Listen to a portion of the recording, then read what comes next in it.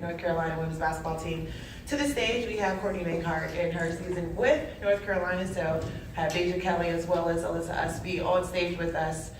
Just for everyone in attendance, if you do have a question, please raise your hand and we'll make sure to get a mic to you. But we will start with the amazing race that you just made up here. Yeah. So I know that you're a big athlete. You got some nice kicks getting up here, but I feel like that's just the I guess, identity of you and this team as well. It's so funny seeing you guys rush in here, but also the poise that each player has coming here. So just as far as a team, one of 8 teams that made it to the NCAA tournament a season ago, we've talked from, I think now 4 different coaches that talked about the ACC being the most prominent and dominant conference within this country. So when you're looking at how you guys can build this season, what does that look like for you guys?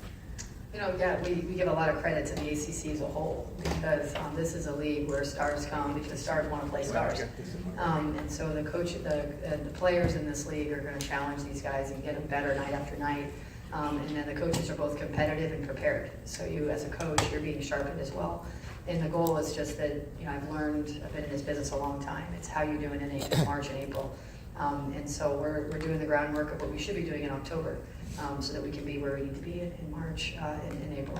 Just a few seasons ago, I remember having a conversation with you and you're like, no one really expected us to be a great team. No one expected us to make the noise that we were making. And now, 3 years of the road, and it's like everyone knows what UNC is going to bring to the table, but you're also adding, with the 3 returning starters, 8 new faces. And I had to double check that. I was like, is it really 8 newcomers to the roster? So what that looks like for you guys this season, the new additions, how you infuse that into your game plan.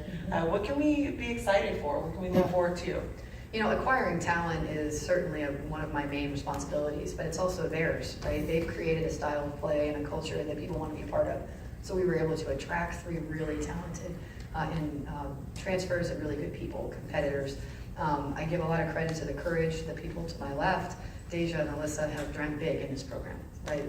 They've wanted, and their intentions their actions have matched their intentions, right? And so we're purposely here. And then when you think about the additions of our rookies and our transfers, they were instrumental. These are people want to play with, and they've handled themselves in the right way. So I love our roster. We're the most competitive team I've had since I've been at Carolina. We're the deepest team I've had since I've been at Carolina, and we hope we'll be the most well-led since I've been at Carolina. You know, we've got a lot of good leadership qualities to really grown in that role. So, you know, everyone's excited about their team. I'm going to focus on mine, and I'm sure glad that I've got that locker room. I love that you said the leadership because as these players have continued to grow into their years, I know with Deja Kelly, I was like, wow, she's done an incredible job, you know, on the defensive end, and you can see the leadership. And you said, I want you to tell her that because that's something that you worked on. So Deja, for you, one of the hardest working women. I don't know if you've had any off time at this point, but for you, I mean, just knowing that all the eyes are on you, the nods that you've got nationally as well as within this conference. I mean, what's the next step for you in your game? Yeah, I think my biggest thing or my biggest growth step that I've really been focusing on is my leadership. I think being able to, I think just being able to pour that into our younger ones, to our newcomers. I think because I have been in this league so long and I have just had to go through those growth steps myself because I had to lead myself first. I think that's the biggest conversations that me and Coach Banghart have had is making sure that I was on top of all of my stuff and making sure that I could lead myself before I could lead others. And I think that that has been my next growth step, and that's something that I'm really leaning into that role a lot. And I think I'm starting to do a pretty good job at the start of the season, so I'm looking forward to the start of games. I think it's really awesome too because it's you in a very unique situation when you look at the grand scope of just being a student athlete and the balance of it all. So you're looking at NIL, you're looking at different things on being a leader and being an example in your locker room, but also how you can build on that and using your brand. What have you learned about how to balance all of that to be an example in your locker room? Yeah, I think just knowing that I have to keep the main thing the main thing. I know what has gotten me all of those opportunities is basketball and school, so I know that can't really interfere, and knowing that keeping the business side kind of separate, but also knowing that it all mixes in a way. But yeah, just also making sure that my teammates know that I am still, I'm there for them. I'm working hard as well on my part to make sure that I am giving my whole to the team. And so I think that that's super important, and I know that anything that's lacking, it just can't. I just know it just can't. Like, I really don't have a choice but to balance it. But no, I think I've done a pretty good job. Like you said, I don't remember when I have had an off day or an off time, but I think that's the beauty of it, because it just shows that that hard work is paying off in a way, and I'm really happy to share that with my team as well. And then this young lady to your left was Ustby, in which you've been in your season in career, joining the 1,000 point club. I know you have 3 players now on your roster that are in that club, but for you, one of the most versatile players, not just in the ACC, but Coach talks about how you're that Swiss Army knife and doing so many things well. I don't know, did you play 4 different sports? I have to go down the line of all the things that you have done, but for you and just how you want to be different. I know, I do recall you only missing 1 game, I think, last. No, we missed a lot of games. I You were remember like, wait a all. minute. We got the L's, the ones where we had the L's. Yeah, But, missed a couple. knowing your impact on this team, what do you feel like your role is, and how does that expand? I feel like my role is really whatever the team calls for. And so whatever Coach Banghart asked me to do, what's needed from my teammates, whether it's specifically for that game or that season. So stepping into the roles of just being a competitive worker and inspiring my teammates to do the same, because that's just something that's really important to us. And we have a collective understanding that if we all come together and we compete well together, then we'll go far. And I want to stay with the players too, because we'll hear from the coaches and the philosophy and what you want the season to be. But if you're looking to build, for both of you, what do you think that this team can do in this season?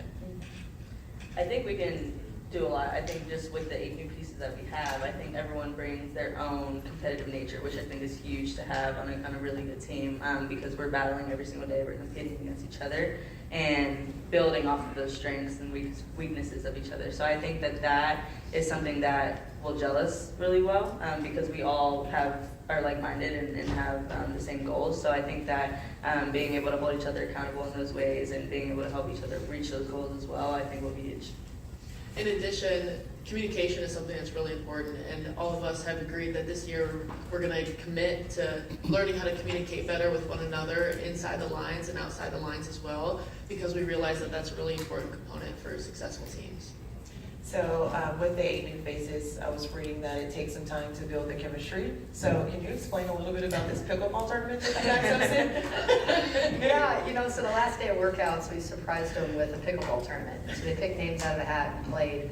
And watching, 5'9" to all the way to 6'5", play pickleball was hilarious. We left some scratches on the court for sure.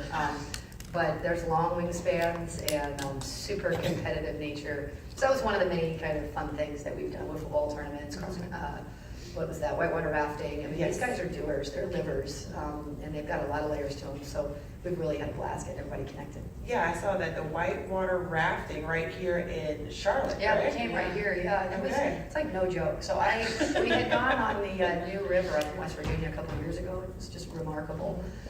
And I think there was a class 4, maybe there was a part of it was class 5. So we came into this arena or this venue and we said, we want to give it to them, right? Man, we're not doing that again. She fell out, India fell out twice, Coach fell out. I mean, yeah, we're better on the basketball court, let's put it that way. Very good on the basketball court, I will say. So I will go back to you ladies, just about how those moments when you can laugh and you can kind of show the personality and get to know other people, how that can translate for you guys on the court, which you've already seen. I know it's a limited time that you've been on the court together, but already what you have seen as far as what you guys can be as a cohesive unit. Yeah, I think those moments, those small games that we play, just things like that, to be able to show each other's personality, I think is huge, because I think that plays just as big of a role as our on-court performance as well, because for us to be able to bond like that, and being able to laugh together and go through the fun times together, we know that we're going to have to go through the hard times together as well, and to be able to know how to pick each other up and lift each other up in those moments. So I think that those games and the rafting, I think that all plays a big part, because it just gives us a chance to bond and learn about each other in a different way and in a different environment. So I think it'll definitely carry over. And you guys will be tested early. Oh. Yes. Yeah. Just a gentle reminder. Yeah. You can, when you're looking at now the SEC, ACC Challenge, having South Carolina as one of those teams that you'll be able to take the floor against. And then also the Jumpman Classic right here. You guys are building a home here at this point. Tell me about it. For the Invitational. What are those matchups? How do they help you early in the season to kind of gauge where you are? Yeah, I mean, critical. We've got, the game right before South Carolina, if we advance in the tournament Thanksgiving, we've got Iowa, right? And then 2 games later, UConn, right? And then, of course, we've got Kansas State, that's a neutral site, and Jumpman here in Charlotte, neutral site, Oklahoma.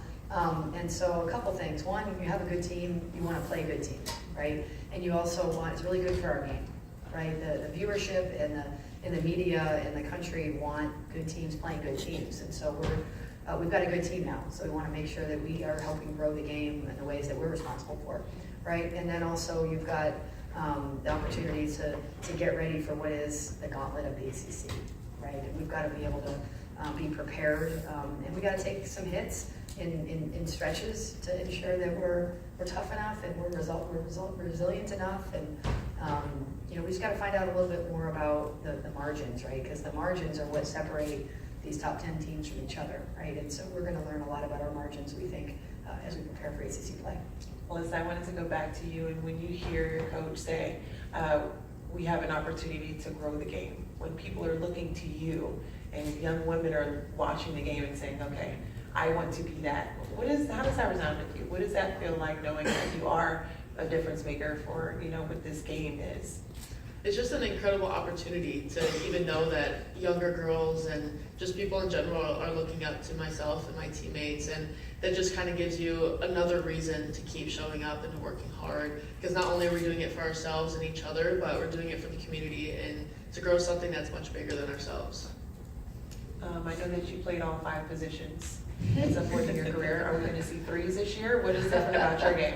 Yeah, definitely expanding out to the 3 is something I've been working really hard on over the summer, and I'm excited. Okay. I just wanted to quickly go to the audience. If anyone, do you have a question? Yeah. Okay, perfect. R.L. Bonham, Tar Heel Tribune. Courtney, when you saw Alyssa in high school, what did you see that the recruiting rankers nationally didn't see? Yeah. And what has she done in her first 3 seasons in Chapel to surprise you?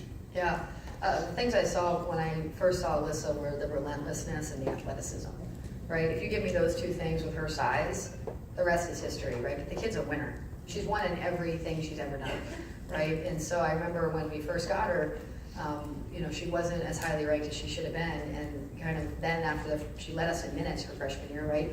And people are like, how'd you get Alyssa Ustby? And I said, because none of y'all wanted her, right? And so I just saw a winner that was relentless, athletic, and wired in a way that I say here that you want to recruit kids you can lose with, right? Because if you can lose with them, you won't lose very often. And that's a kid I can walk down any tunnel after a game and know she gave me everything she got, right? Those are the kids we want in our program. And in terms of what I've seen and what I've been able to watch in terms of Alyssa is she's gone from being a great athlete to a great basketball player. And that has been just with work. She can run the floor and she can be versatile. She can also play the game. She can change her pace. She's extended her range. She can finish with her right and left. She's got great footwork in the post. She uses her at the angles defensively. And so the kid has used her desire to be great at anything to make her a great basketball player. And that's been really fun to be part of that process. Thank you for the question, and thank you for giving us all those amazing things to say about her on the broadcast as well. Thank So, ladies, I know it's a busy day. That will conclude for you guys on the stage, so thank you so much for your time. Go Eagles. Thank you. Thank you.